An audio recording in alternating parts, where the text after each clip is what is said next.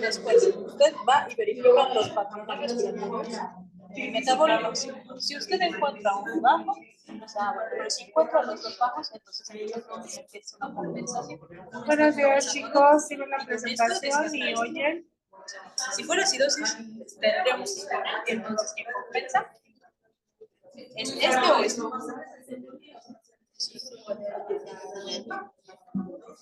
Este es el componente respiratorio.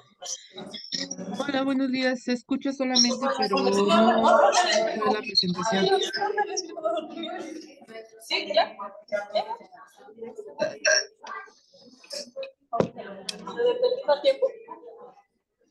Te voy a poner tu alrededor porque se escuchan, pero sí ya está en... Ajá. Vuelvo a preguntar, ¿ven la presentación, chicos? Organización tisular del cuerpo. Ya se ve. Ok, perfecto.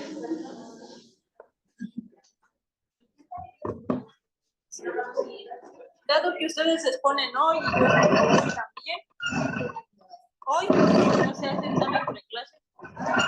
Les voy a poner 10 a todos. Listo. Entonces, primero voy yo y después van ustedes. Trajeron todas sus hojitas, ¿verdad? Ahí decía sus hojitas con el nombre de su equipo y la calificación. Sí, era para que yo la tenga y me pueda sentar en una orillita, calificarlos gustosamente.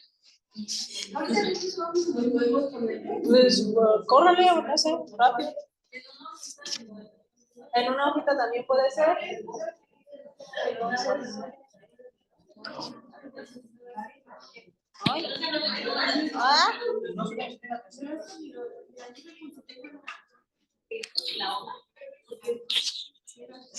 Bueno, en vista de que no la puedo hacer más chiquita. Sí, no la puedo hacer más chiquita.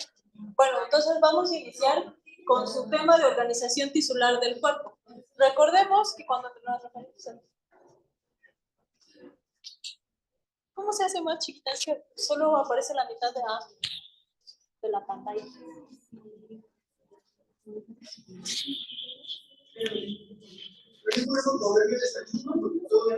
Ah, esa pantalla. Veí que era la...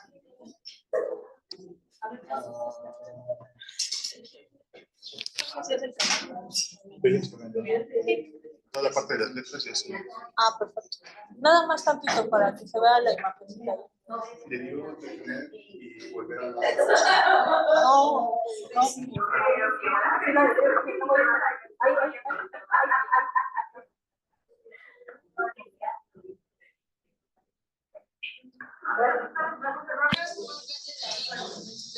Ah, de las rayitas se hace más grande.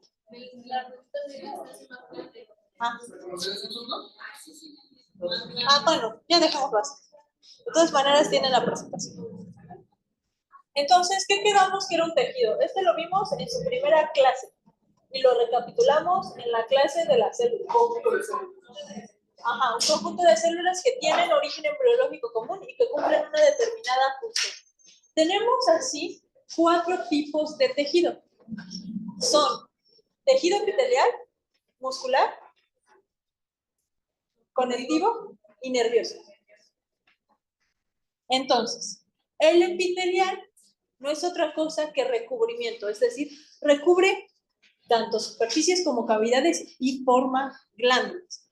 El conjuntivo o conectivo, como lo quieran ver, no es otra cosa que un sostén, porque se encuentra casi comunicado con el epitelial.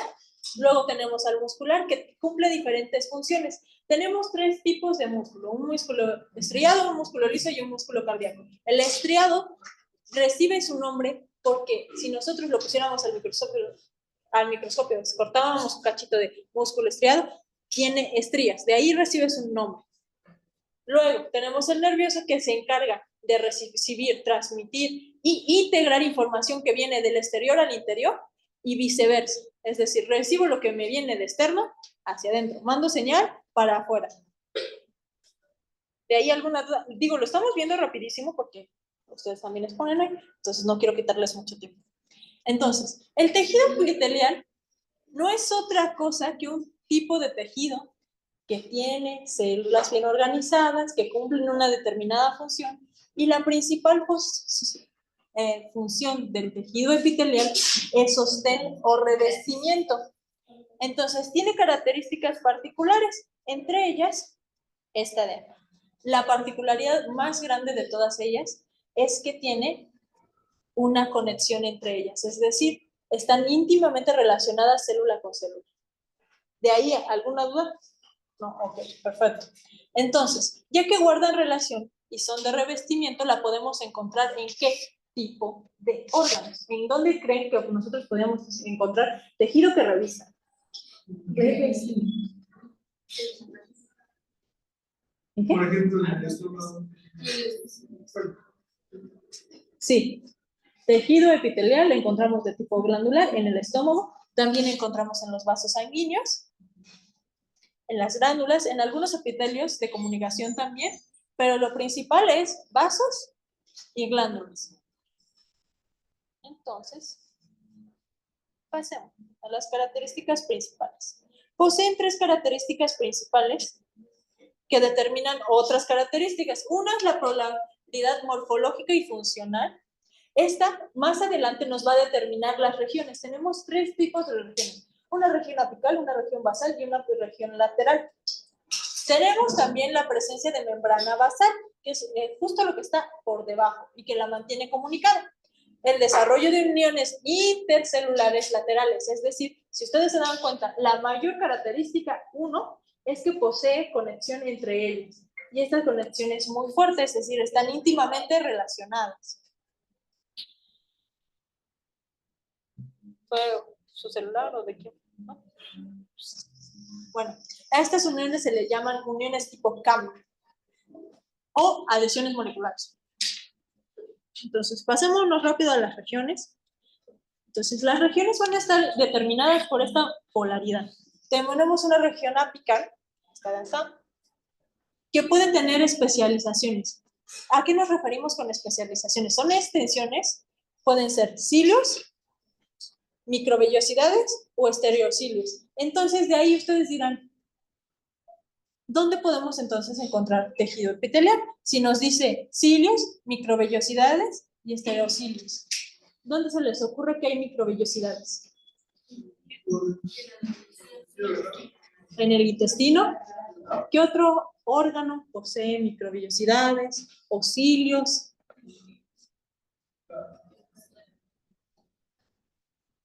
Cerca. Más. Arriba. Arriba. La faringe. Ajá. También tejido nasal tiene cilios. Entonces, si se dan cuenta, la función es más bien barrido.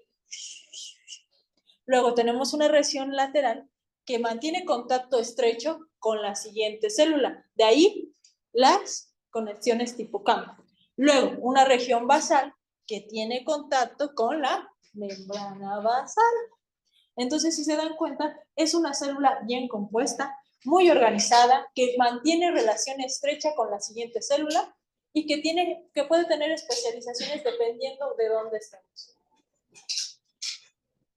Entonces, la vamos a clasificar dependiendo, uno, a su función, y luego al número de capas que las tengan, y según la morfología celular. Entonces, tenemos tejido epitelial de revestimiento, glandular y sensorial. Si se dan cuenta, revestimiento, pues ya vimos. Tenemos al duodeno, a los vasos sanguíneos, glandular. Entonces, ahí inmediatamente ustedes dicen, bueno, glándulas, ¿en dónde tenemos?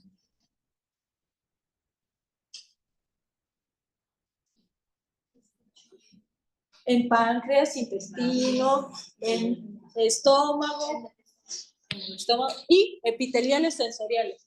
¿Qué se les ocurre? Hay otras células que también tienen cilios, microvellosidades, que forman parte de los sistemas sensoriales. Tenemos vista, gusto, olfato,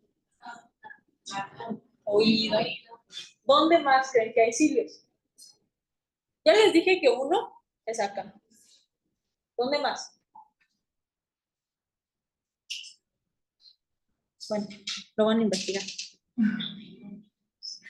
Digo, si son órganos de los sentidos sensoriales, uno nada más tiene que pensarle así de cuál,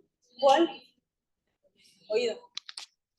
Bueno, luego tenemos ya la función de cada uno. De los de revestimiento nosotros podemos clasificarlo por el número de capas celulares. Es decir, un tejido puede estar bien estructurado, muy compuesto, cuando supera la hilera de células. Cuando solo tiene una hilera de células lo conocemos como simple.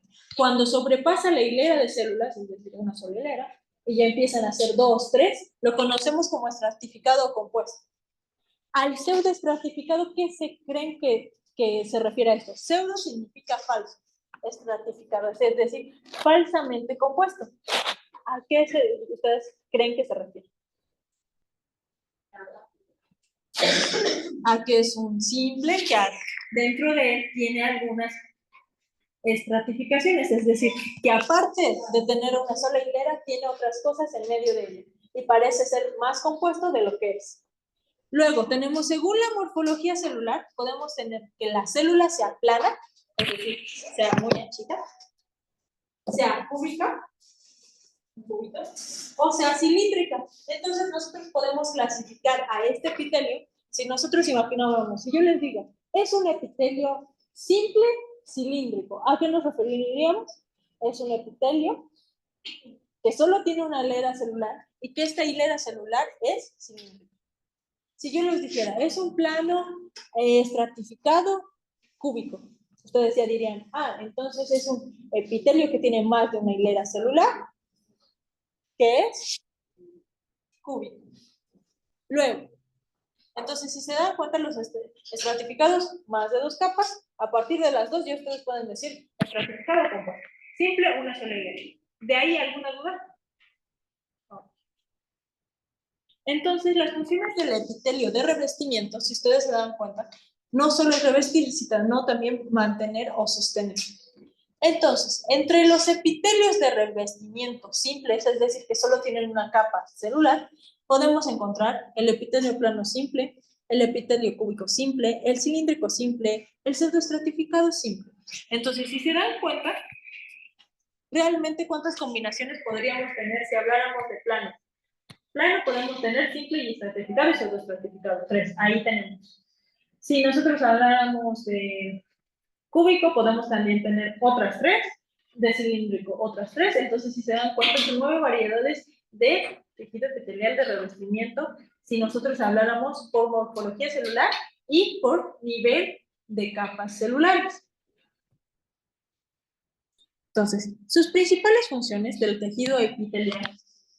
Una, secreción. Otra es absorción. Si se dan cuenta, aquí está el epitelio que ustedes mencionaron que tiene cilíndrico y que tiene cilios. Otra, transporte a través de movimiento ciliar. Ahí tenemos el transporte de moco. De ahí que el sistema respiratorio tenga un epitelio de tipo ciliar. Protección mecánica, también a través de la epidermis. Luego, receptor, corpúsculos gustativos, ahí está la otra respuesta. Y endotelio. Endotelio, ¿qué damos que era el endotelio?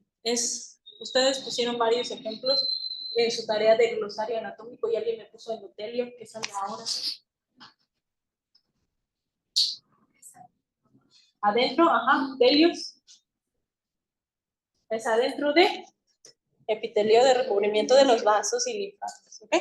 Mesotelio es por su otra parte, lo tenemos en cavidades como lo son pericardio, peritoneo, pleura. Si se dan cuenta, no solo reviste, protege, absorbe y secreta. Entonces, estas son las funciones básicas de un tejido epitelial. Ahora sí, pasamos al epitelio glandular. Las glándulas en sí las vamos a clasificar dependiendo a su conducto o no. Es decir, que tengan o no presencia de un conducto. Si ustedes ponen glándula en Google, se darán cuenta que lo primero que les aparece es esta bella imagen en donde una glándula tiene esto. A esto se le conoce como conducto. Este pequeño tumulito aquí es el conducto. Entonces, las vamos a clasificar dependiendo si tienen o no conducto. Cuando tienen conducto, nosotros las denominamos exócrinas. Cuando no tienen conducto, nosotros las denominamos endocrinas. Entonces, si se dan cuenta, conducto, exócrino. No conducto, endocrino. Dependiendo a la distancia que recorre el producto. Es decir, si se segrega ahí mismo, y haz de cuenta, yo soy una glándula, segrego lo que tengo que segregar, y lo que lo recibe está al lado mío, o está a cientos de distancia, como dirían, a kilómetros de distancia, o está a 3 pasos de mí. Entonces, la vamos a clasificar ahí dependiendo en autocrinas, paracrinas y, nuevamente, endocrinas. Autocrinas, ¿a qué le suena? Auto significa propio. Auto. Entonces, autocrinas, es decir, producen su hormona, la secretan y esta hormona reacciona en ellas mismas. Es decir, autos, yo mismo. Luego, las paracrinas que producen y secretan, y luego estas tienen que viajar, pero no viajan grandes distancias, es como aquí está al ladito lo que las va a recibir. Y luego las endógenas, las que sí tienen que viajar por torrente sanguíneo porque su punto de llegada está más lejos. Entonces, exócrinas cuando tenemos conducto. Endócrinas cuando nosotros no tenemos conducto. Por la distancia, autócrinas cuando nosotros producimos, segregamos y nosotros somos el mismo órgano blanco. Luego, parácrinas cuando nosotros producimos, secretamos y no está tan lejos nuestro órgano diana. Luego, las que viajan por torrente sanguíneo, endócrinas. ¿De ahí alguna duda? Entonces, conducto, exócrino. No conducto, endocrino. Si viaja cerca, parácrino. Si viaja muy lejos, si yo mismo la recibo. Okay. Entonces, también la vamos a tener por el mecanismo de secreción. Tenemos merócrinas, apócrinas y holócrinas. ¿A qué le suena cada quien? Tenemos holócrinas. Holos.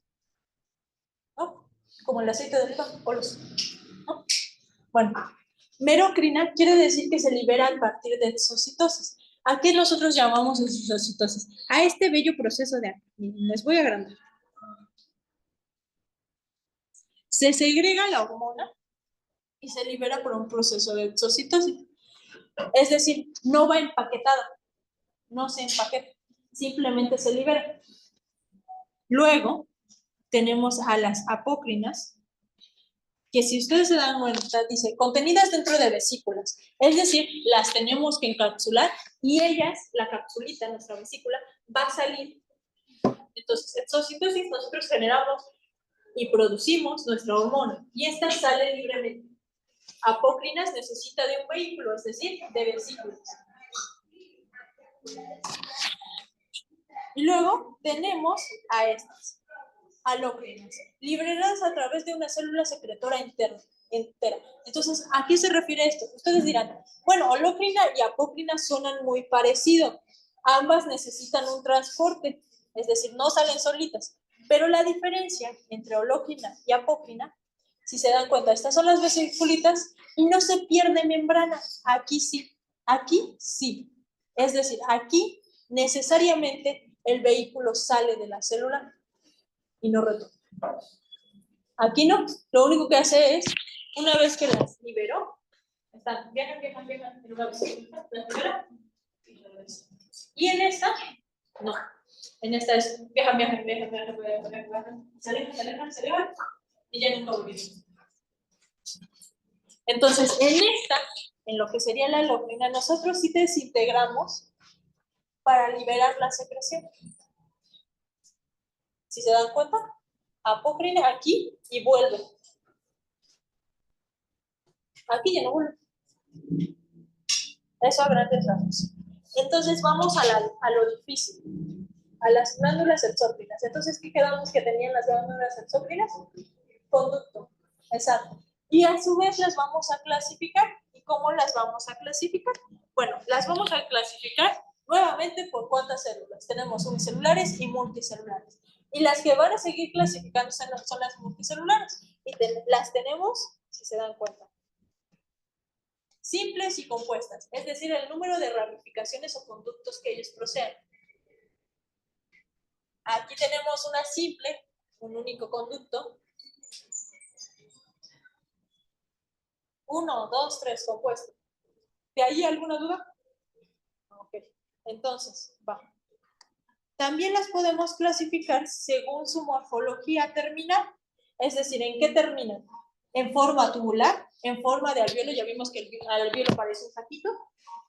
En forma acinar, un acino, pues también parece un saquito, pero es un saquito más amorfo. Entonces, si ustedes ven un saquito todo redondito, alveolar. Si ustedes ven un saquito que parece más bien una florecita, acinar. Y luego tenemos túbulo alveolar. ¿A qué se refiere? Que inicia en culito y termina así. Luego, túbulo acinar. Inicia así y luego así. Creo que es más bonito si lo ve uno así. Sí. Ahí está. Mejor descrito no hay. Entonces, simple porque solo tiene un conducto y es túbulo acinar. Luego tenemos compuesto y es túbulo acinar. Y luego están estas cosas. Sí, más compuesto, exacto. También tenemos el número de ramificaciones de los adenómeros. Entonces, aquí está tubular y aparte aquí, si se dan cuenta, aquí también termina tubular, pero aquí tiene otras ramificaciones. A esto se refiere el número de ramificaciones. ¿Está ramificada o no? Entonces, si se pueden dar cuenta, aquí no está ramificada, pero si esta tuviera ramificaciones, ya es una ramificación, pero como no tienes, no ramificada. Luego, tenemos según el tipo de secreción. Las tenemos serosas, mucosas y mixtas. ¿Ok? Entonces, va. Según el tipo de secreción, nosotros tenemos serosas.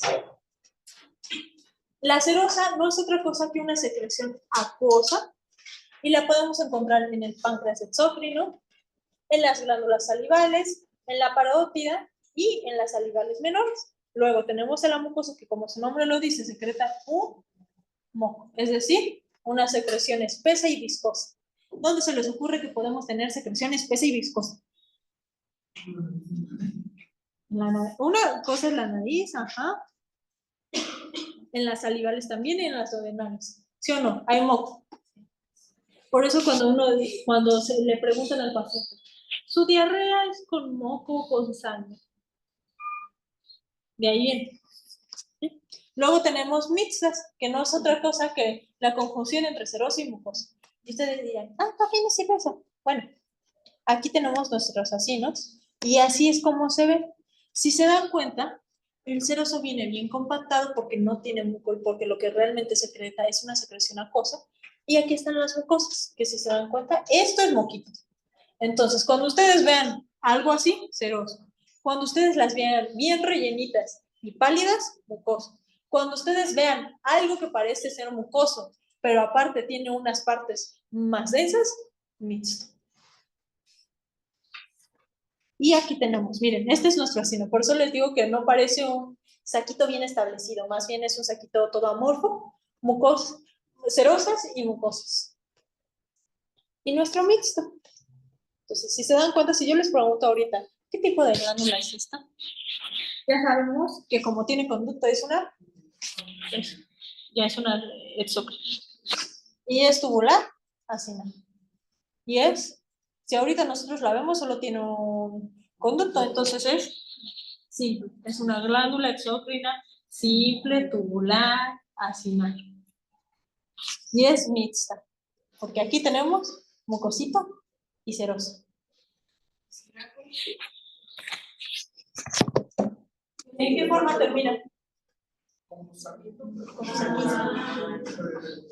Pero no está muy redondo.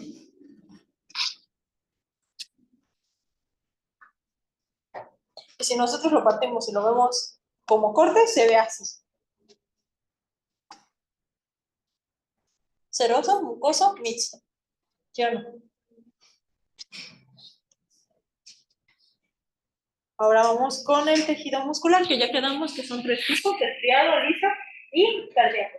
El estriado o que tiene estrías y su principal función es la locomoción y la protección de ciertos órganos. Es decir, principal función, movimiento. Liso también es de revestimiento. De revestimiento, entonces ya nosotros conocemos que todo que tenga que ser revestido intervienen vasos y siempre el intestino. Principal función también es la locomoción, pero a diferencia del estriado, esta es una locomoción más lenta. El estriado es preparado para correr, es decir, para movernos, y este es más bien para transportar. Entonces, vasos sanguíneos que transportan sangre. El intestino transporta comida, pero no es lo mismo una peristalsis, que tarda, no sé, unas 20 y tantas horas, aunque tengas que correr en 5 minutos, ¿sí o no? Luego el cardíaco, que como característica principal ya les había dicho que las células parecen pantaloncitos.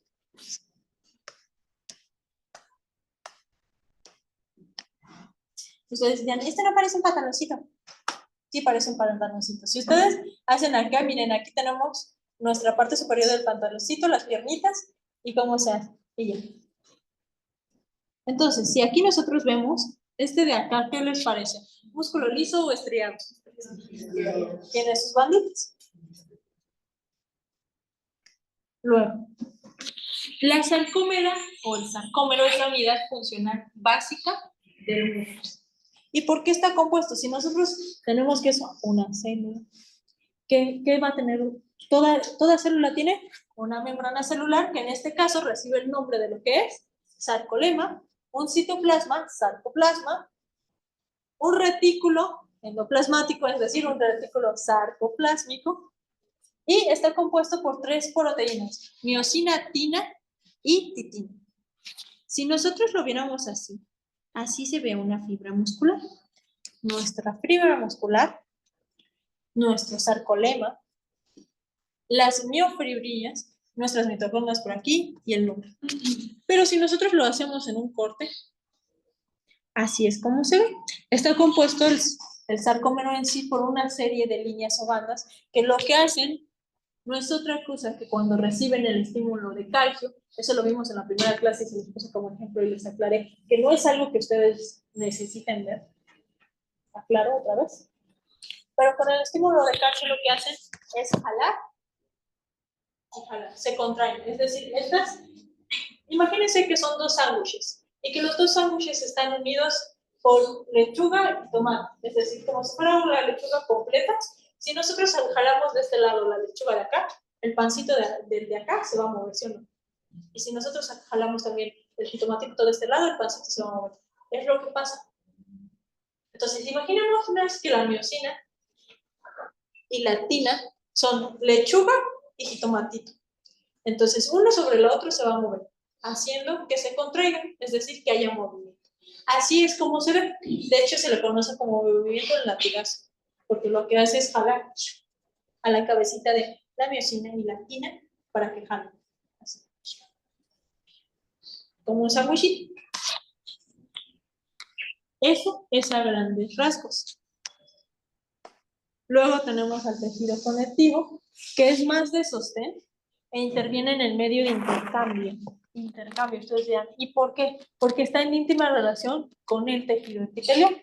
Entonces, si se dan cuenta, tenemos una membrana basal y shalala. Entonces, no solo es un tejido de sostén, sino también, pónganlo así, porque muchos cuando hablan de tejido conectivo dicen, el de sostén. Sí, pero el epitelial también es de sostén. Entonces, cabe la aclaración que es también para intercambio, que también ayuda a la defensa y protección de los organismos y que se encuentra en este espacio intermedio. Entonces, si lo viéramos así, está integrado por células y matriz extracelular, la cual comprende sustancias fundamentales y liberación. Entonces, déjenme pasarles la imagen. Ay, no sale. No sale epitelio, epitelio, epitelio, epitelio, epitelio, epitelio, epitelio. Tenemos nuestra membrana basal, la lámina propia, y justo debajo, tejido conectivo, que está compuesto por células y la matriz extracelular. Entonces, si se dan cuenta, es un tejido que se encuentra justo a la mitad. Por eso es que puede tener matriz extracelular, porque justo a la mitad se encuentra el siguiente tejido, el tejido epitelial.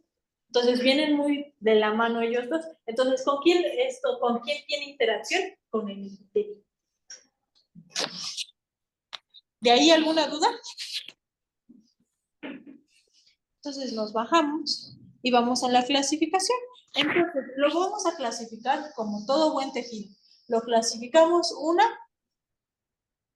por cómo está compuesto y otra por su formación. ¿No? Tenemos tejido propiamente dicho con el conjuntivo conectivo, que es el conjuntivo laxo, lisoide o mucoso, y el tendinoso. Y luego tenemos al especializado, es decir, adiposo, cartilaginoso, óseo y sanguíneo.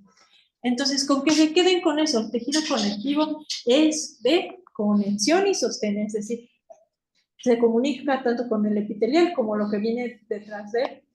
Entonces, si nosotros tomáramos una muestra de lo que sea, vamos a ponerle, a ver, ¿qué sería bueno? ¿Qué sería bueno? Pues sí, de hueso. Tenemos nuestro huesecito.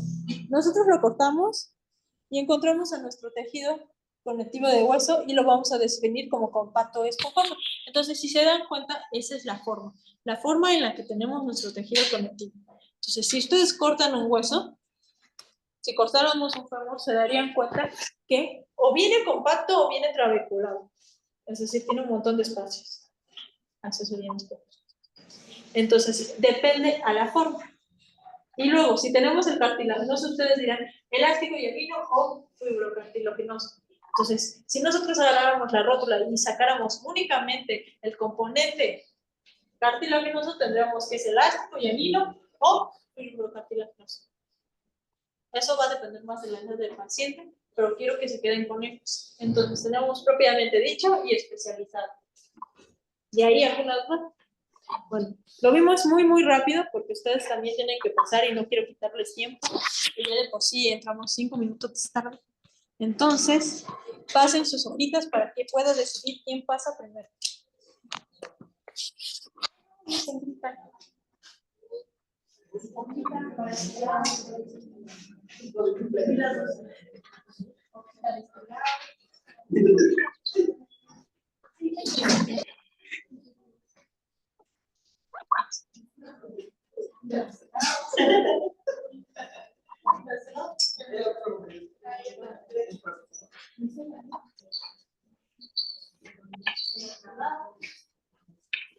Bueno.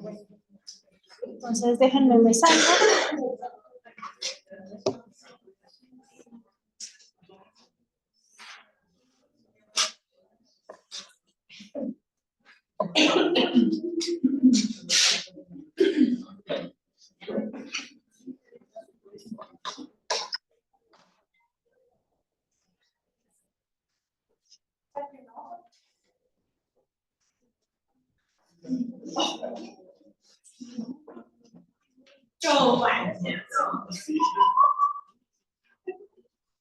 Ok. Entonces.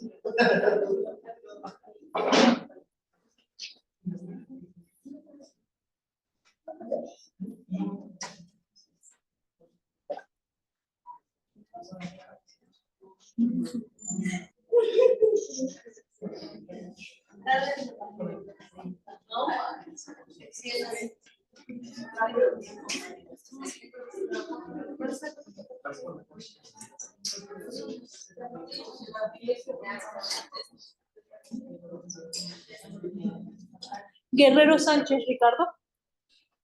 ¿Tu correo electrónico cuál es?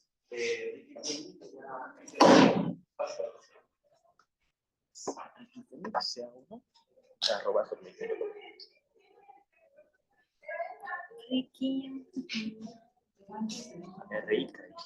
Ya no bajas. Estás con. A ver, déjame ver si encuentro alguna de tus compañeras primero antes que tú. Jessica, Nelly, Susana, Mariana, Jamaica, Ariel, María Isabel, Alondra, Susana Alberto, ¿no? Y eso es.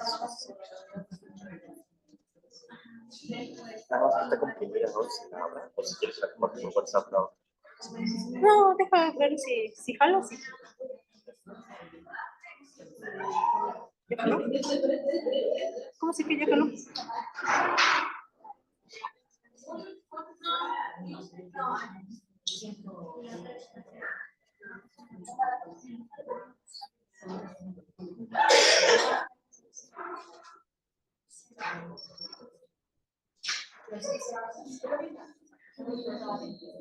Es esta, ¿no? ¿Ya ven la presentación? Sí, profesora, ya se ve. Ok, perfecto. Entonces, por favor. ¿Te parece un poquito más tarde?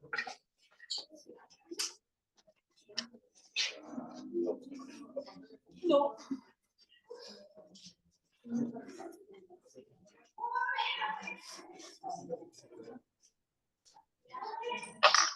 Ya, ¿verdad? Buenos días, compañeros. A nosotros, bueno, el tema es el mismo. Los integrantes es Guerrero Sánchez Ricardo, Susana Alberto Ruiz, que está en línea, Flores Viguera Rubí Viviana y Brenda Litsi Cardoso.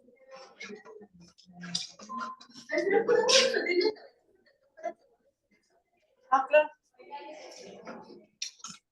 De cuarto.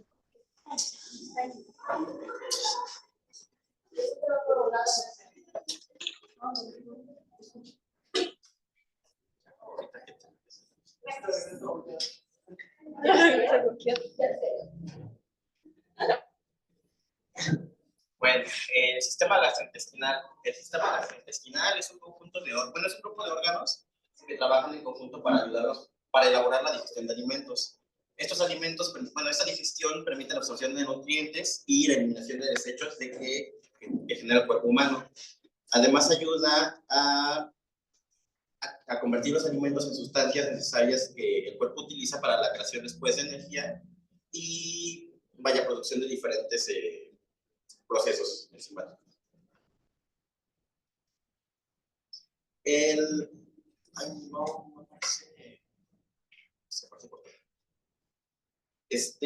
esófago. El esófago es un órgano tubular que, su función principal es el transporte del bolo alimenticio desde la boca hasta el estómago. Este órgano mide, dependiendo de la persona, puede medir de 22 a 30 centímetros. Se divide en tres partes: el cervical, que es la parte más, la parte principal del esófago, y la parte más distal es la parte abdominal. Estas tres partes se diferencian porque cada una está conformada por diferente tipo de músculo y, la región cervical, hasta cierto punto nosotros tenemos control voluntario sobre ese músculo. La región abdominal ya no es un músculo que trabaja de forma involuntaria. Este órgano muscular en conjunto, sus tres secciones,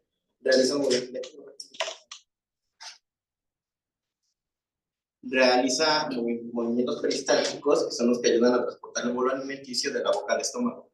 El bolo alimenticio es es comida parcialmente triturada y mezclada con saliva. Cuando nosotros hacemos, masticamos comida y se mezcla con saliva, al momento de pasarlo, eso ya es bolo alimenticio.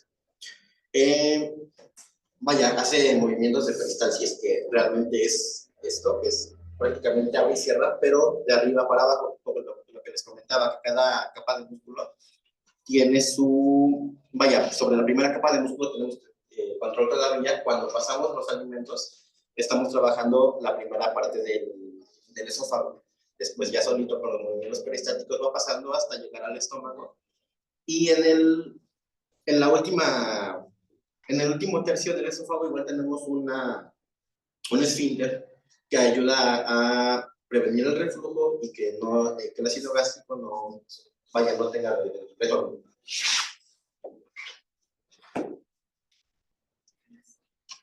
Bueno, yo les voy a hablar sobre el estómago.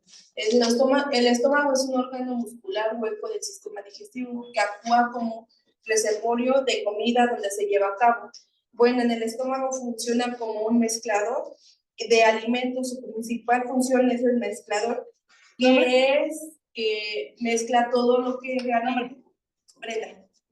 realmente todo lo que comemos es lo que mezcla todo que es la mucosa. La mucosa es donde todo lo que comemos llega ahí y todo se lleva a cabo una mezcla y todo lo mezcla para que sea digerido.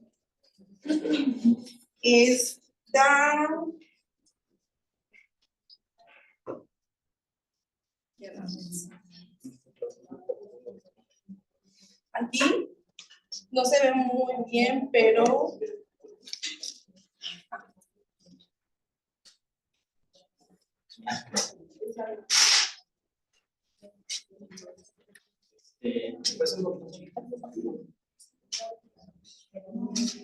Bueno, la formación del ácido clorhídrico. Dentro del estómago tenemos mucosas que nos ayudan que revisen el estómago. Funcionan principalmente como protección para el mismo. Dentro de esas mucosas tenemos células parietales a las que entran entra dióxido de carbono, que dentro de la misma mucosa se combina con agua mediante un proceso enzimático, formando ácido carbónico. Dentro de la misma célula parietal, este ácido carbónico produce una disociación, dejando como producto iones de cloruro. Estos iones de cloruro pasan al lumen gástrico, pasan para el lumen gástrico a través de la bomba de protones. Aquí está toda la reacción. Dentro del mismo lumen gástrico, también por canales específicos, pasan iones de cloruro y se mezclan con los iones de hidrógeno, formando el cloruro del ácido clorhídrico. ¿Y así? Bueno, el concepto de quimo proviene de la palabra, del término griego, chimos, que significa jugo. ¿Nombre? Jessica. Bueno, el quimo es una mezcla de alimentos parcialmente digeridos de agua, ácido clorhídrico y enzimas digestivas que se forman en el estómago, pasando al intestino delgado durante la digestión. El quimo pasa al intestino delgado a través del piloro, la abertura entre el estómago y el intestino delgado, y estando aquí el quimo se mezcla con las secreciones del páncreas, el hígado y el intestino mismo, el cual contiene enzimas y bicarbonato para continuar los digestivos, la digestión y neutralizar la acidez. El quimo es un componente esencial del proceso de digestión, facilitando la descomposición de los alimentos y nutrientes que pueden ser absorbidos por el cuerpo. Las perturbaciones en la formación del quimo pueden provocar problemas de salud como indigestión y mala absorción. Siguen pasar tu compañera, ¿verdad? De nutrientes. ¿Qué te toca a ti? Yo voy a hablar acerca de la vesícula biliar y la bilis. Y la otra compañera en línea va a hablar del hígado y el páncreas. Y el intestino grueso.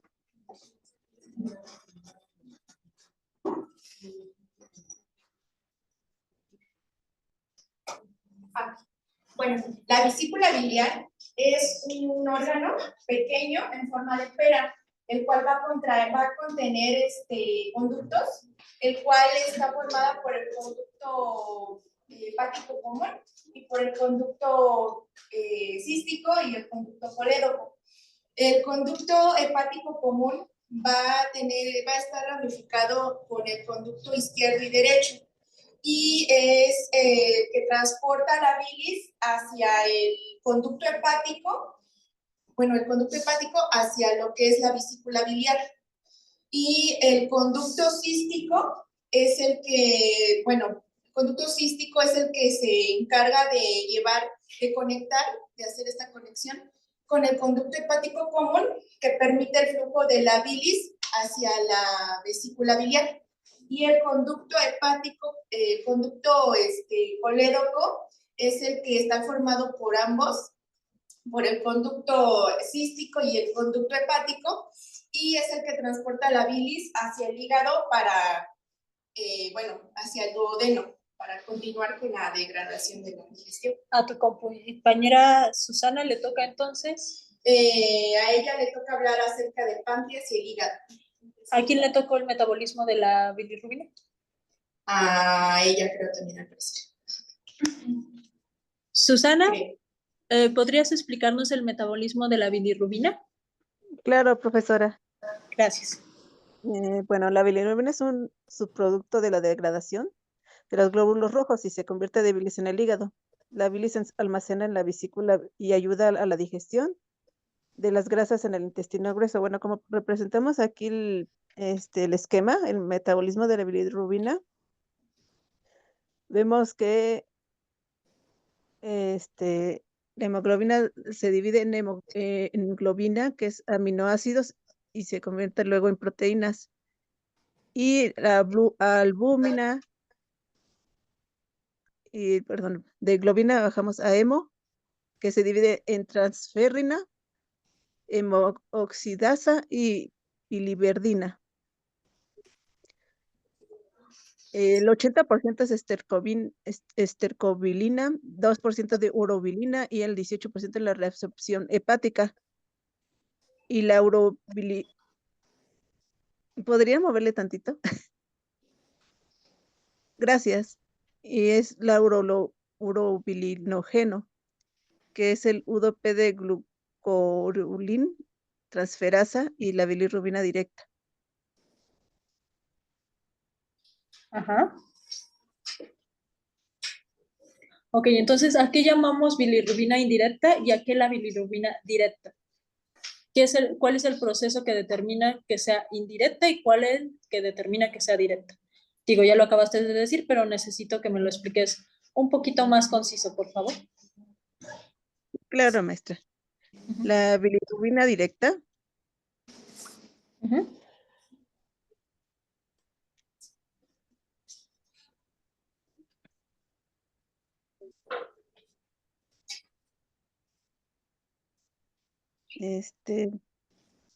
Bueno, la indirecta es cuando la hemoglobina de los glóbulos rojos se descomponen. Ajá. La directa es cuando ha sido procesada, conjugada en el hígado. Ok, perfecto. Vale, gracias. Sí, profesora.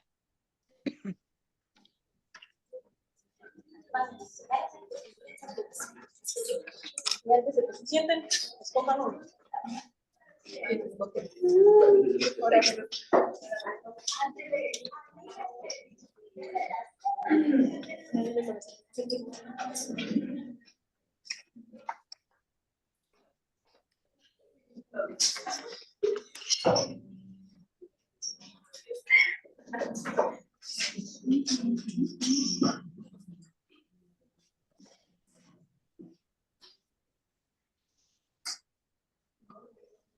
Abad Ríos, Evelyn.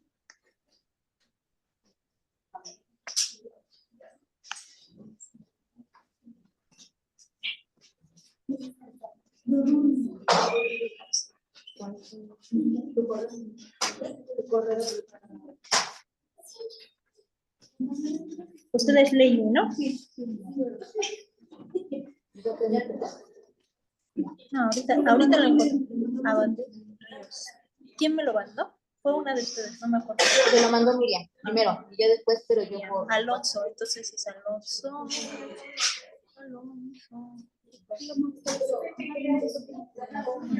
Que Lupita no nos contesta. María nos contesta. Pero están en línea, ¿no? Lupita generalmente bien.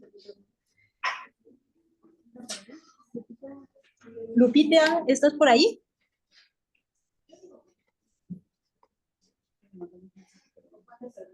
Sí, maestra, aquí estoy. Ah, ahí está Lupita, ya. Como diría. Sale, no los encuentro. A ver, ¿quién encuentro primero de ustedes?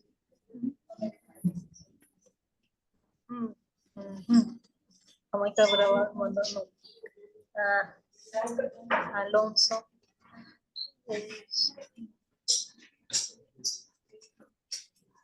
Alonso Benítez.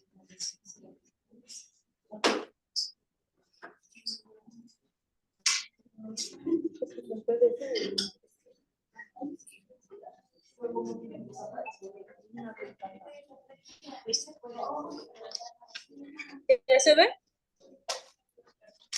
Bueno, Si se dieron cuenta, los fui pasando aleatoriamente para que todos pudieran ser evaluados.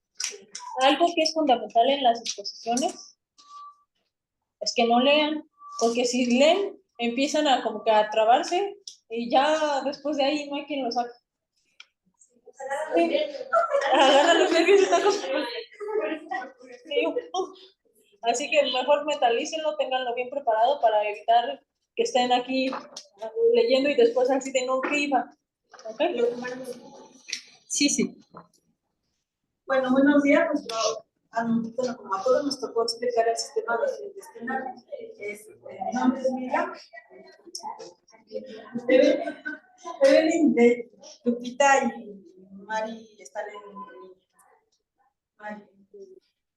Bueno, nosotros les vamos a hablar sobre el sistema gastrointestinal, que se compone por un tubo llamado tubo digestivo. Está formado por la boca, la faringe, el esófago, el estómago, el intestino delgado y el intestino grueso, además de dos órganos complementarios que son el hígado y el páncreas. Bueno, la boca es una cavidad que se encuentra por debajo de las fosas nasales, contiene papilas gustativas y está encargada de la masticación. La lengua es el órgano encargado del gusto, ayuda a la masticación en la deglución y se extiende de la boca hasta la faringe. Y pues los dientes también nos ayudan forman parte de este sistema, ya que son piezas insertadas en los maxilares que sirven para cortar y triturar los alimentos. Bueno, en la faringe es el conducto encargado de la transportación de los alimentos. Sí, no se ve, usted prosigue. Se conduce hacia el esófago y se ubica por detrás de la boca en la deglución y se contrae para propulsar al alimento y proteger las vías aéreas. El esófago es un órgano hueco que mide aproximadamente entre 25 y 33 centímetros que une a la faringe con la cavidad bucal y el estómago. Forma parte del aparato digestivo y se encuentra situado entre el mediastino posterior, en la parte posterior del tórax y ambos pulmones.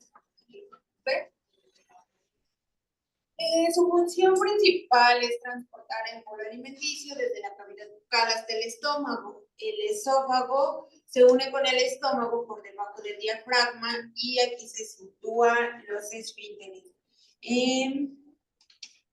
Se cierra entre comidas para mantener el ácido gástrico y los jugos digestivos que se producen en el estómago y fuera de ellos.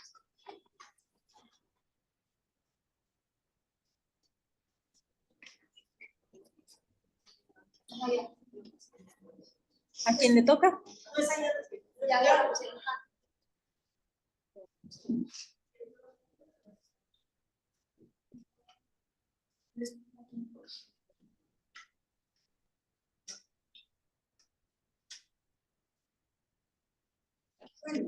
Es un órgano del sistema digestivo especializado en la acumulación y digestión de la comida. ¿Qué digerimos? Se ocupa de descomponer los alimentos y el almacenamiento y la protección contra los patógenos y absorción de nutrientes. ¿Su nombre? Evelyn. Bueno, el quimo es una pasta homogénea que se forma en el estómago durante la digestión a partir de la mezcla del bolo alimenticio con los jugos digestivos. Es que como saben que el quimo. Yo tengo una duda, maestra. ¿Esto tiene que ver con lo del HCl? ¿O son diferentes? Sí. Mire, cuando llega el bolo, llega bien molidito, cae en el estómago y ahí es cuando actúa nuestro ácido clorhídrico.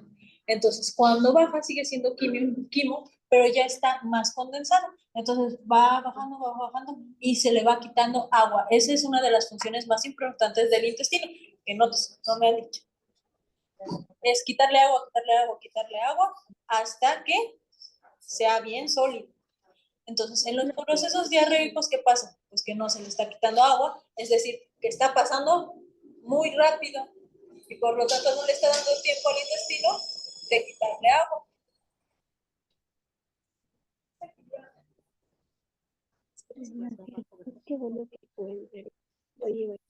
Bueno, ¿a quién le toca su nombre? Sí, pero Miriam. El intestino delgado. El intestino delgado es un órgano del sistema digestivo que se encarga de digerir y absorber los nutrientes, alimentos y sus características.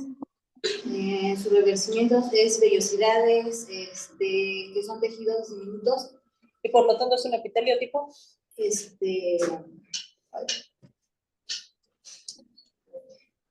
Que tiene microvellosidades, de forma de dedos que aumentan la superficie en la absorción. Su ubicación conecta con el estómago, con el intestino grueso, o sea que es el colon. Estructura está formado por 3 partes: el duodeno, el yeyuno y el ileón.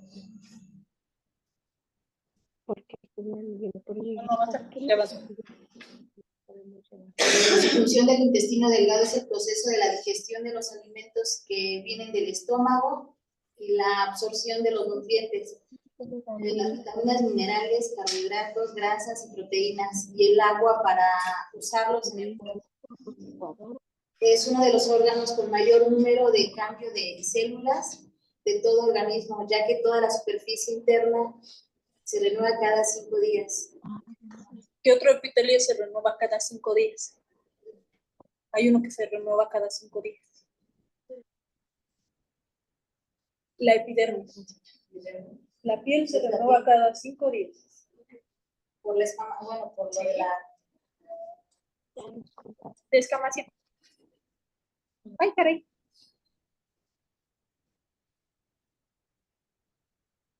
Bueno.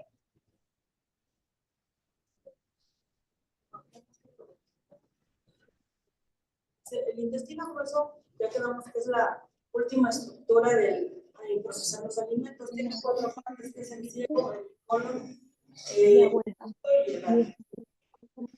Funciona el proceso de la digestión de los alimentos que viene del estómago y absorber los nutrientes como proteínas, minerales, grasas y bueno, el agua para usarlos en el cuerpo.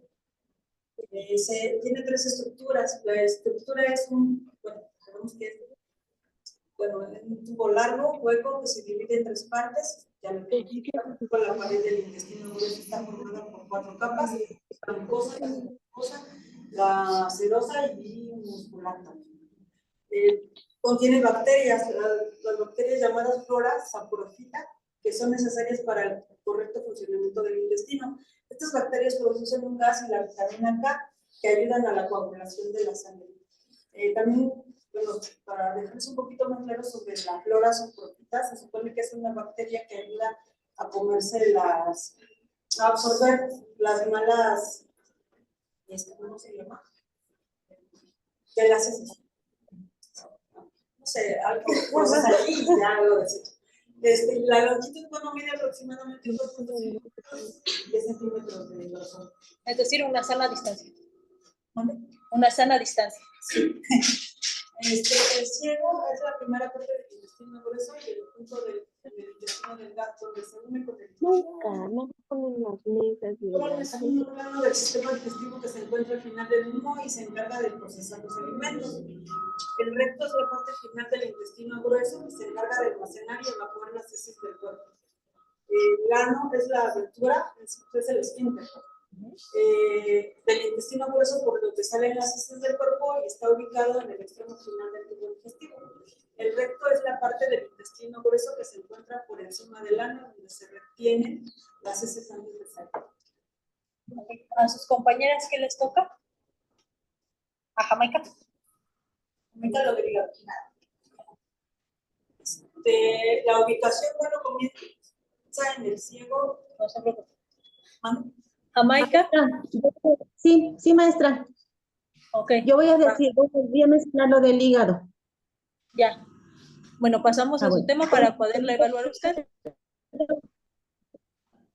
Sí, el hígado es uno de los, es un órgano, el órgano más importante del metabolismo. También se cabe mencionar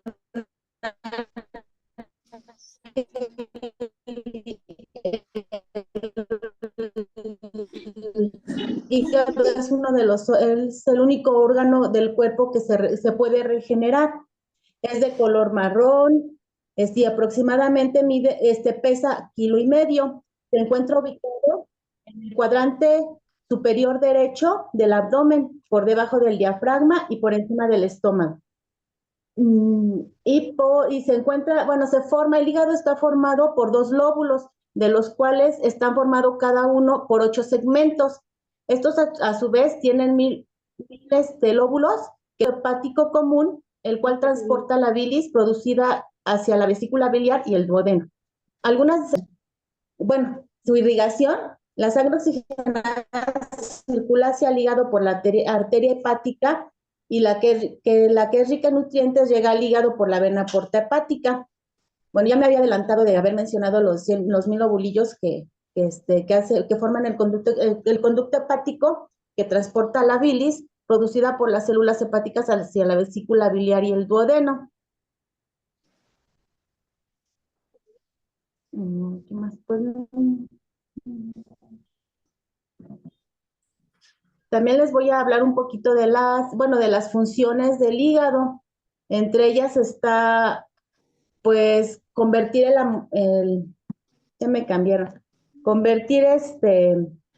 el amoníaco en urea. También algo bien importante es la depuración de los fármacos. Yo les podría mencionar que hay algunos fármacos que son hepatotóxicos, y entre ellos está la dexametasona. En algunas ocasiones, en algunos pacientes, tenemos que tener mucho cuidado con este medicamento, y en general para todos, porque este medicamento en ocasiones hay estudios que han dicho que la dexametasona puede causarnos una insuficiencia hepática. También nos ayuda para la producción de ciertas sustancias para el plasma sanguíneo, para convertir el exceso de grasa en glucógeno y la producción de colesterol. Okay. También les voy a un punto. ¿Quién le toca a su compañero? ¿A Pérez? ¿A Jiménez? Muchas gracias, Jamaica. Vamos a pasar a páncreas. Jiménez. Ok, sí.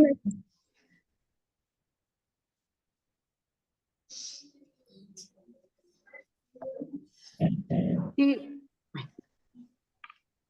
Yo les voy a hablar del páncreas, maestra, que también forma parte del sistema digestivo. El páncreas es una glándula que tiene fórmula tubular, que está oblongada, que tiene aproximadamente medidas entre 12.5 de largo por 2.5 de ancho.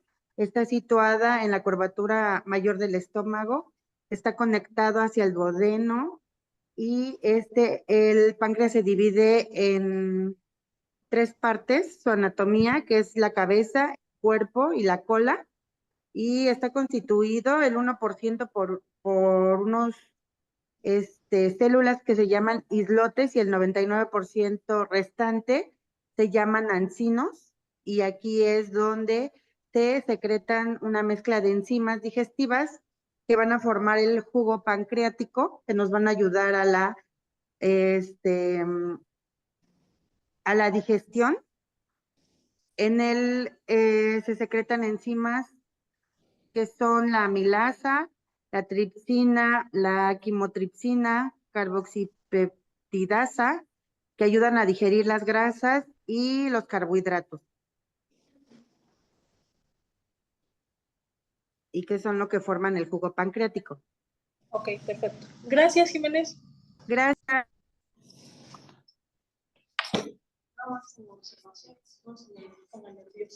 Gracias. Y antes de que se sienten. Y yo, ¿quién va a escoger a la víctima? No, pues. Morales Paredes. caray, no voy a entender nada del tema. Ahorita lo voy a dar yo también, no se preocupen. Voy a darlo con alguna de sus exposiciones. Así que espero que no tengan alguna queja por esto. A ver, Morales Paredes. ¿Quién me la envió? Por WhatsApp, ¿verdad?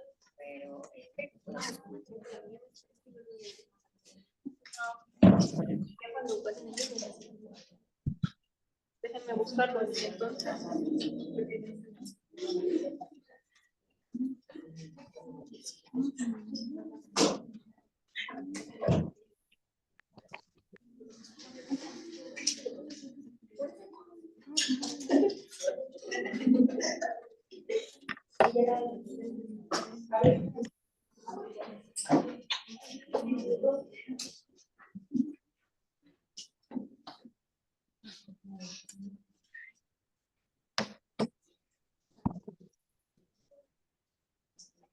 Los santos cielos.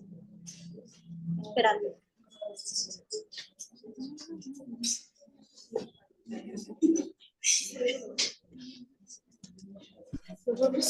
Vamos a pasar por aquí.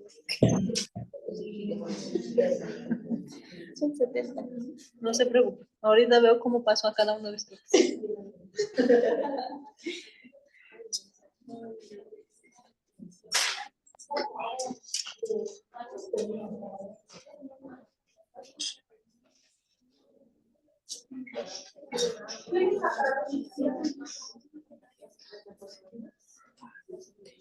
Esta es la suya, ¿verdad? Va. Sí. ¿Quién inicia? Bueno, nosotros vamos a hablar del sistema digestivo, que se divide en dos partes. La primera es el tubo digestivo, que como todos lo conocemos, la boca, faringe, esófago, estómago, intestino delgado, intestino grueso. Y las estructuras accesorias pues, son los dientes, las glándulas anexas, páncreas, y glándulas salivales y la vesícula. Y las funciones, pues es la absorción, la digestión, la retención, almacenamiento y la circulación. La digestión tenemos dos procesos, que es el químico y tenemos el proceso mecánico. En el proceso mecánico, nosotros, pues así es por los dientes y por los músculos que nosotros tenemos en la lengua, que es cuando hacemos la trituración, que se convierte en polvo. Y los químicos, pues a través de las enzimas, hormonas y los neurotransmisores. En la boca,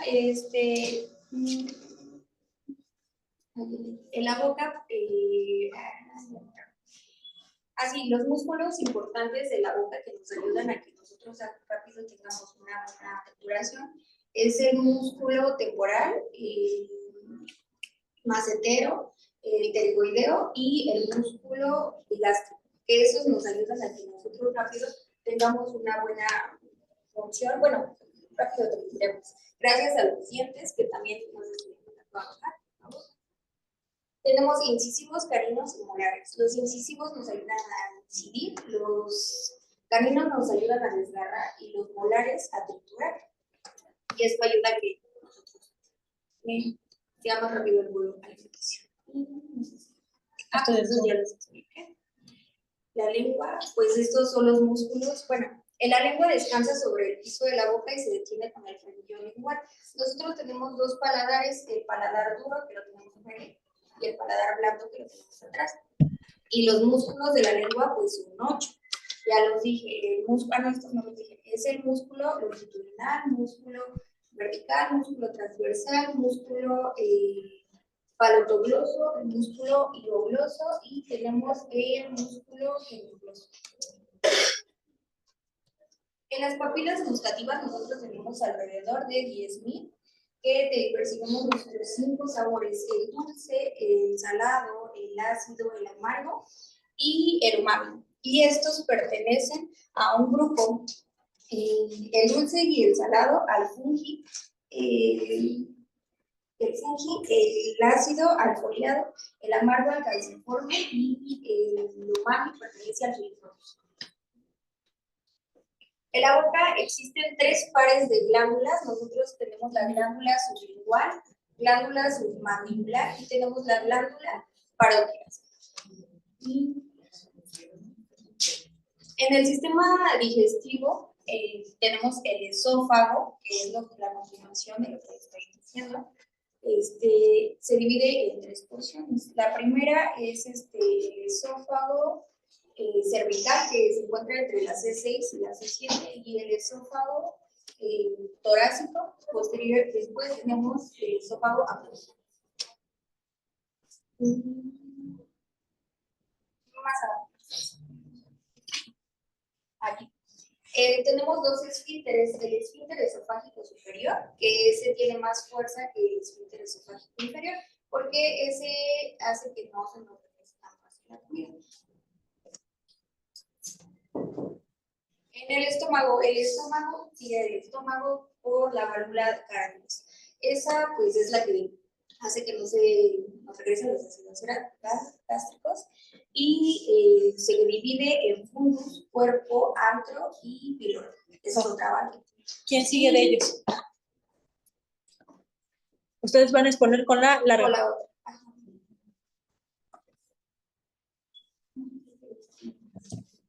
¿A dónde está el WhatsApp?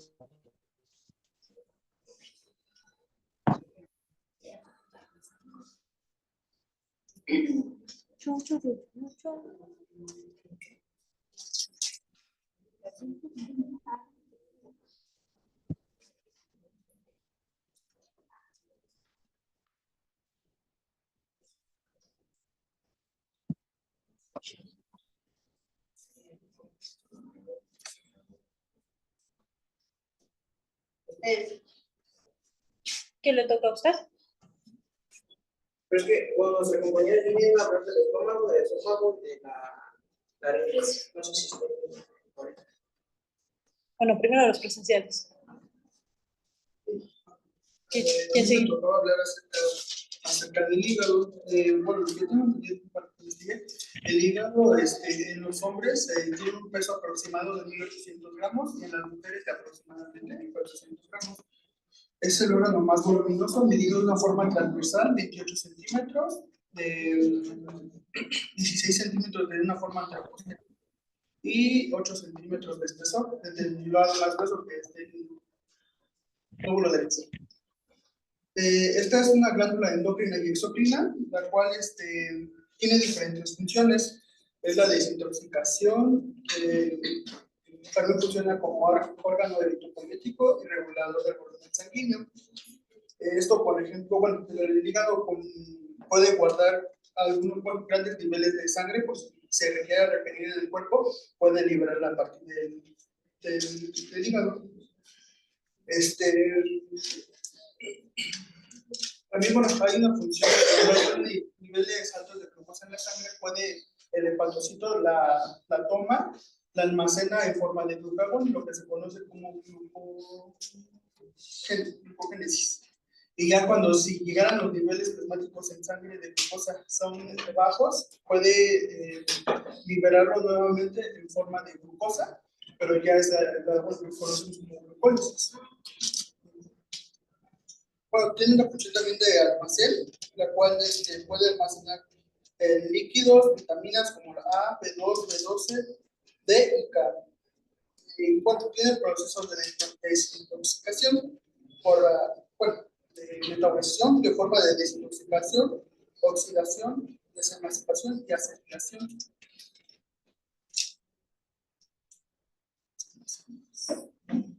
¿Usted es zigzag o es mono? Zigzag. Bueno, también yo había mandado información antes de que diera los criterios. También había puesto acerca del peritoneo. Bueno, no sé si porque no están los criterios, pero ya ¿Qué pasó? ¿Pati? No, terminó. No. Dijo que... ¿Hasta abajo dice? Van a repetir la... Como que la firma de Cecilia no es válida. Porque mira, también fue como que... Supongo que debe estar alguien de los buenos jefes, ¿no? Para que ya me pasé. No me dijo.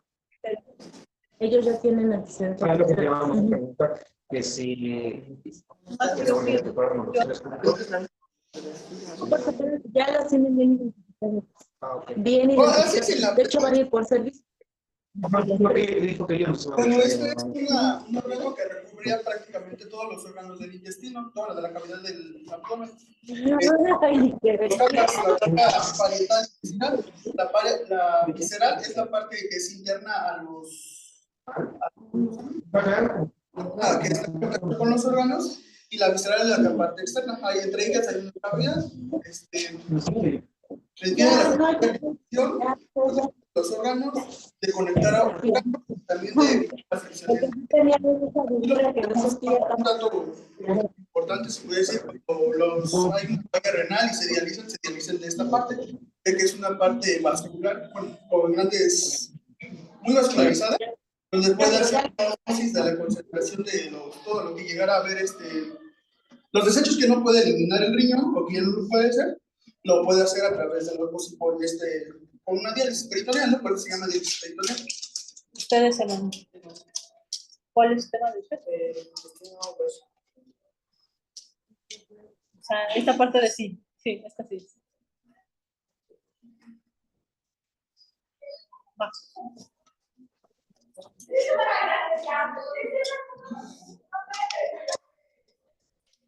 Bueno, el intestino grueso es la continuación del intestino delgado. Esta se conecta con el hígado, que es la última parte del intestino delgado. Una función muy importante del intestino grueso es la absorción de líquidos, o sea, del agua. Y bueno, esta se divide en varias partes. Una parte es el ciego.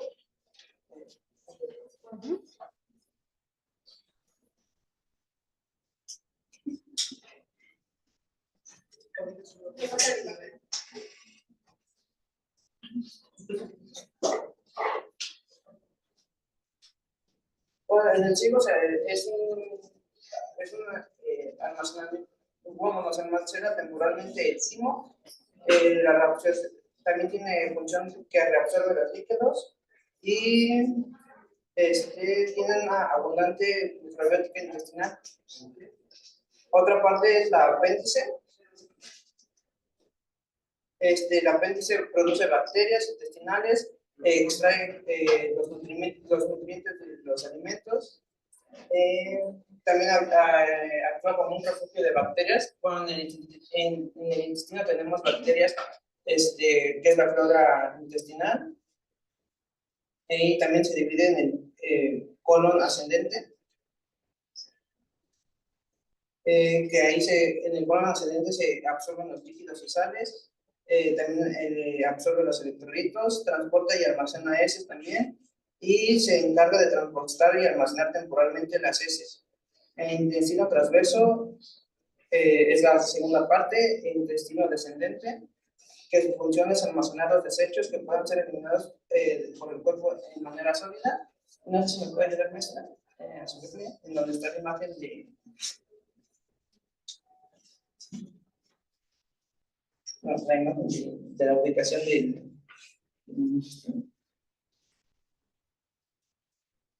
¿Qué diapositiva es? Es la 36. Estamos arriba. Le dice cuando lo... No, estamos abajo.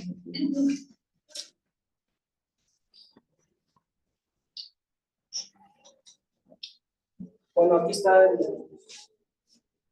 la ubicación del intestino grueso. Este es el colon ascendente que va desde la fosa ilíaca derecha al flanco derecho. Luego el colon transverso atraviesa desde el flanco derecho el epigastrio hasta la fosa hasta el flanco izquierdo. Y el colon descendente desde el flanco izquierdo hasta la fosa ilíaca derecha. ¿Qué le toca a usted? Yo soy Teresa. Y voy a hablar del intestino delgado.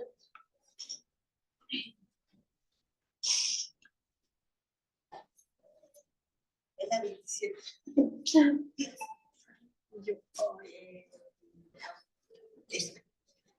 El intestino delgado es el principal encargado de absorción de los nutrientes de los alimentos al torrente sanguíneo. El esfínter pilórico administra el paso parcial del alimento digerido al estómago. El duodeno va conectado al estómago.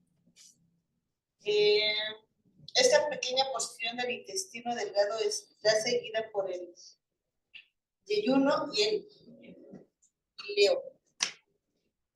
La pared intestinal, no, la pared interna del intestino delgado y delgado está cubierta de millones de vellosidades.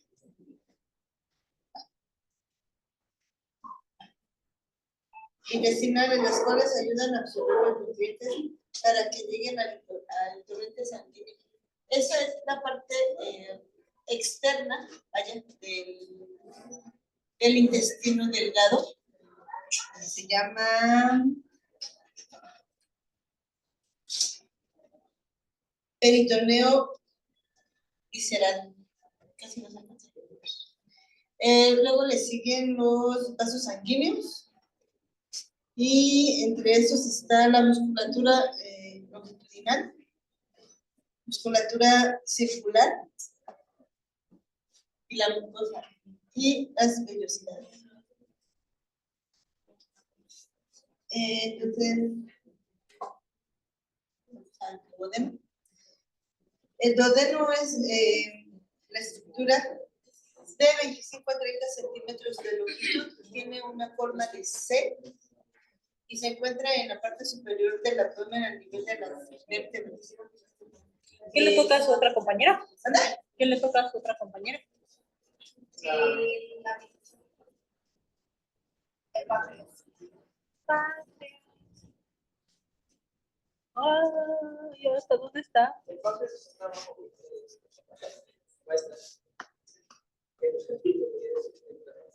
Aquí hasta abajo está el recto ya, ¿no?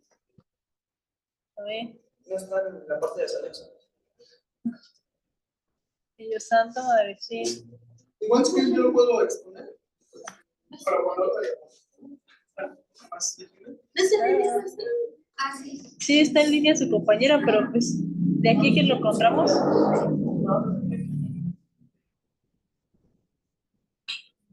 Es María Luisa, ¿no? Ajá. María Luisa, ¿nos podrías explicar qué le tocaba?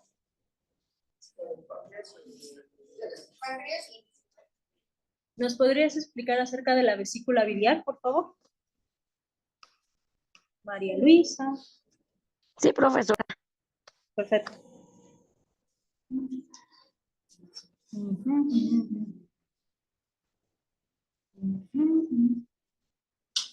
Muy bien. ¿Nos la podrías explicar así a capela, por favor? O sea, sin diapositiva, porque de aquí en lo que encuentro tu diapositiva. Espera, déjame regresar. Voy a tomarle solo 5 minutos de su descanso, ¿va? ¿Qué hace su carita? Yo quería comer.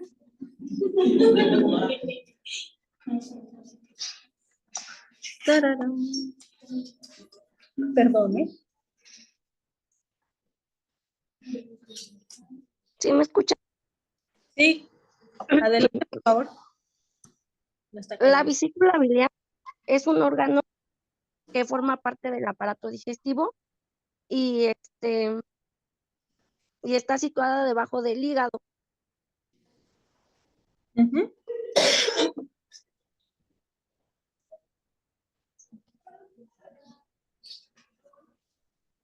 La vesícula biliar es una víscera hueca pequeña en forma de como una pelotita.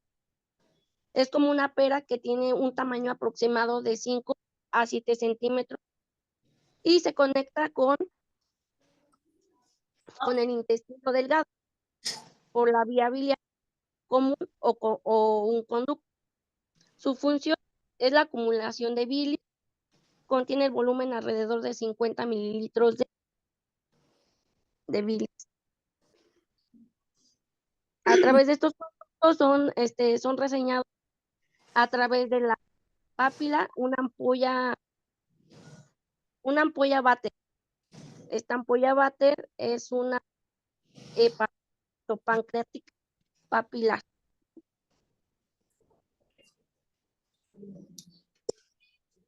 Y hay una arteria que irriga la vesícula biliar. Es una arteria que irriga el conducto cítico y se origina como la rama interior derecha de la arteria hepática propia. Ok, vale, muchas gracias. Todo el tiempo, nos faltaron 2 equipos nada más, supuestamente. El de Carla Cordero y el de Brenda Millán. ¿Sí? Correcto. Aquí está. Sí, ellas, ay, se salvaron, dicen.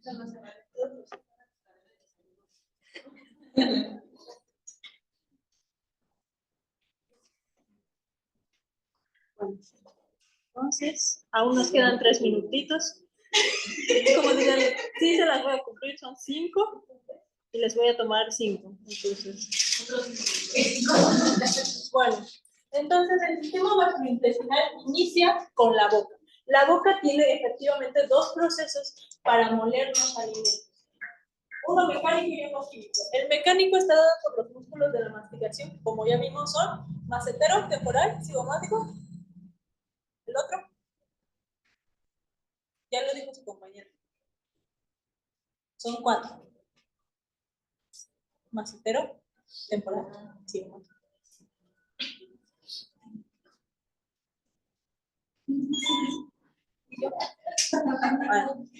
¿Quién dijo yo? A ver, nos regresamos. Pterigoideo y digastro. ¿Ok? ¿Va? Una vez que se muele, pasa a llamarse bolo alimenticio. Este bolo alimenticio pasa a través del esófago. El esófago se compone de 3 partes, una cervical, una torácica y una abdominal. La cervical va a ser una manera de propulsión. El peristaltismo del sistema gastrointestinal sigue un orden. El orden es todo lo que ya pasó por mí, ya no vuelve a pasar por mí. Es como si nosotros tuviéramos una tira de longaniza. Nosotros apretamos y va empujando. Así funciona el esófago. Entonces, la parte cervical propulsa, luego la parte abdominal sigue y baja. Tenemos ahí 2 esfínteres, uno superior y uno inferior. El superior, como su nombre lo dice, está arriba. Y el inferior lo que hace es dividirnos esófago de estómago. Ajá. Todos estos, si nos regresamos, ¿dónde están los esfínteres? Yo los vi por acá. Aquí tenemos el esfínter esofágico superior y aquí el esfínter esofágico inferior. Hay una patología que se conoce como reflujo. El reflujo está propiciado por esta incompetencia del esfínter esofágico inferior. Cuando no se logra cerrar, pasa el contenido gástrico hacia el esófago. Entonces, una vez que nosotros llegamos, nuestro bolo llega y cae aquí en el estómago. El estómago ya vimos que tiene, ¿cuántas partes? 3. Tiene un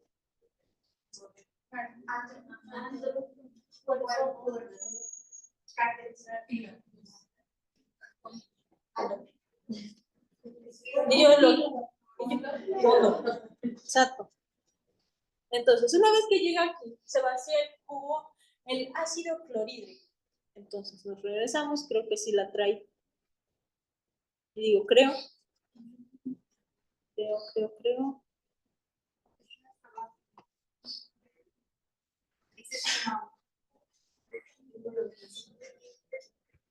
Bueno. Entonces, miren, tenemos diferentes células. Tenemos unas células G, unas células parietales y unas células principales. De las células parietales, su principal función es la producción de ácido clorhídrico. Entonces, ya habíamos quedado que entre nuestras vellosidades tenemos nuestras vellosidades, nuestras células gástricas y aquí tenemos las células parietales. Entonces, por medio de un compuesto que nosotros conocemos como anhidrasa carbónica, que después se desintegra, nosotros colectamos iones hidrógenos y se recaptura por medio de los vasos sanguíneos.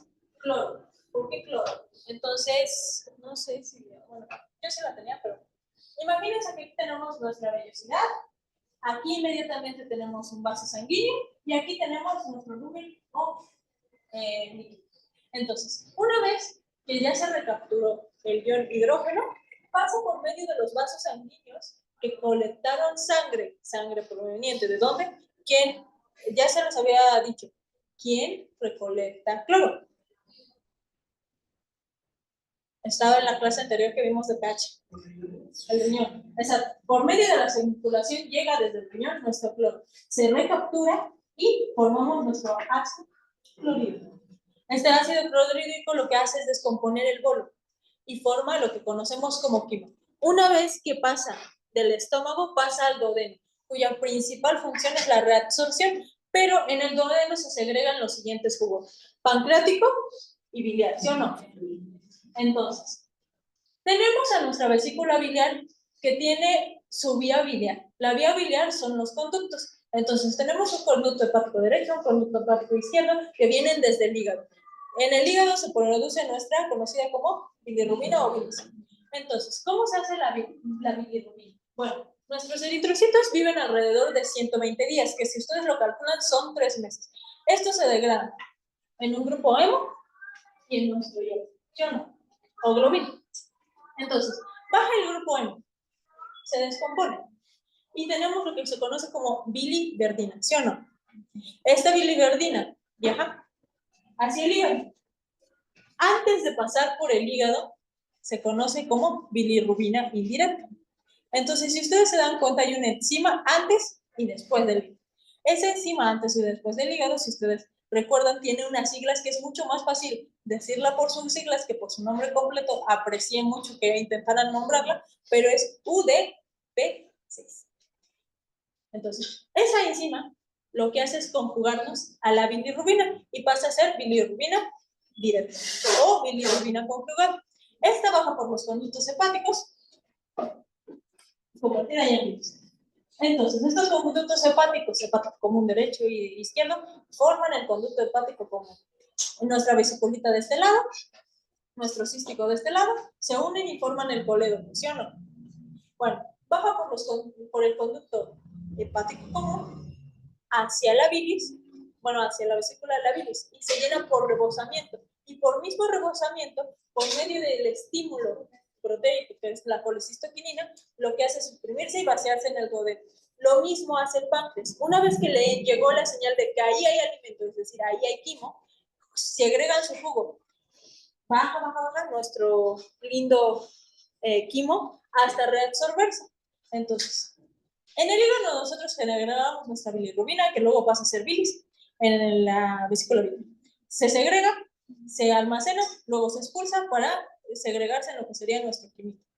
Por todo el intestino va recorriéndose hasta absorber nutrientes y agua, hasta formar lo que conocemos como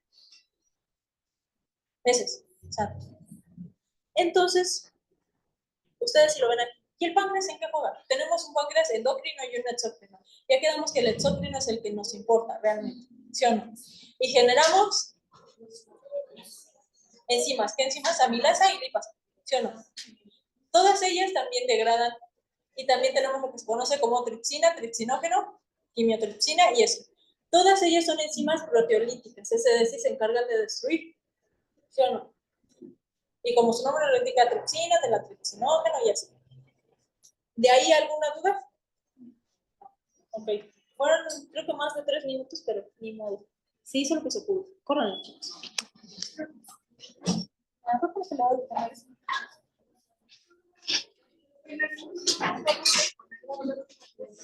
Así es. No me dio mi resumen.